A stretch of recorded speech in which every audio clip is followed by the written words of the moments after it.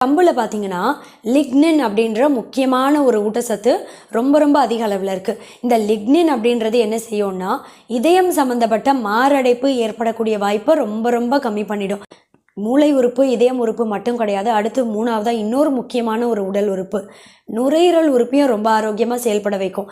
COPD இல்லைனா asthma மாதிரியான சுவாசம் சம்மந்தப்பட்ட பிரச்சனையெல்லாம் ஏற்படக்கூடிய வாய்ப்பை ரொம்ப ரொம்ப கம்மி பண்ணக்கூடிய தன்மை கம்பில் ரொம்பவே அதிகமாக இருக்குது. மாதிரி நார் சத்து அதிகம் உள்ள ஒரு உணவு இது.